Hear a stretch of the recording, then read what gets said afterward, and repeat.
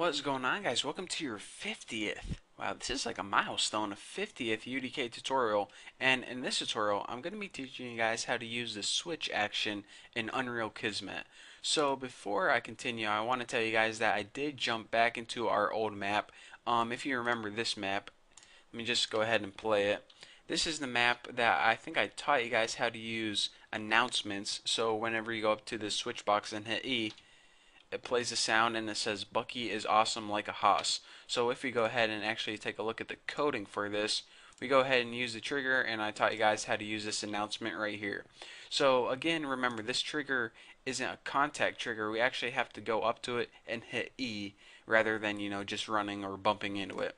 So let me go ahead and first disconnect this wire right here and position this right over there. Now remember, this announcement just says Bucky is awesome like a hoss right on the screen. So if I just go ahead and hit Control C to copy this and paste that 2 more times, I can get 2 more announcements that both say the same thing. However, I want this announcement to say Bucky is awesome like a hoss, and this next one to say but he's not as awesome as Natalie Portman, and make sure you spell that wrong. And for this last one, I'll just put ... or is he. Again, this little story doesn't have to make sense. I just want something to go kind of in a sequential pattern. I could put 1, 2, and 3. But 1, 2, and 3, come on, that's boring. Who does that? So now let me go ahead and Control, Alt, and drag and actually move these over, because in the middle, I'm going to be adding something called a switch. Oh, you don't believe me, do you? Well, let me go ahead and do that right now. Go ahead and right click and hit New Action. Oh, had to swallow there. And if you go under Switch, you're going to find something called a switch. Who would have thought to look there? Now, let me explain to you guys what a switch is. You know how I told you guys before that a single event can cause a single action? Well, what if this event could make each one of these actions happen? Well, we know we could do this used in, used in, used in. Then if we hit that switch, all of these would play at the exact same time. But that is not the effect we're going for, so let me go ahead and disconnect that. What I want is the very first time I hit this switch, then I want this to happen. The next time I hit it, I want this to happen. The next time I hit it, I want this to happen. And that's exactly what a switch action does.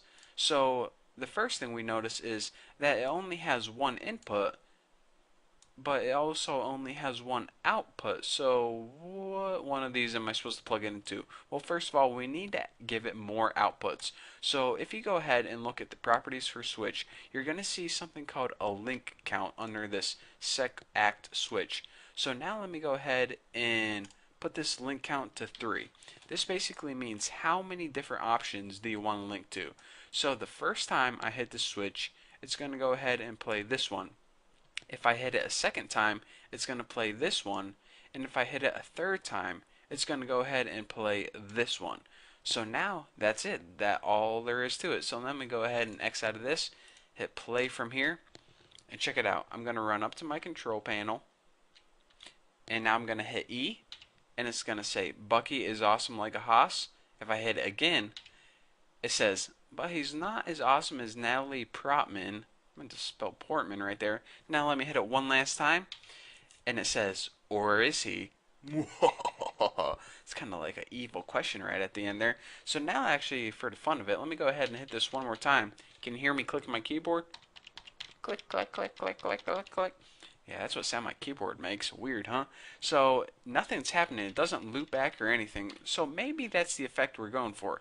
Maybe we just want the user to read through those messages one time and never again.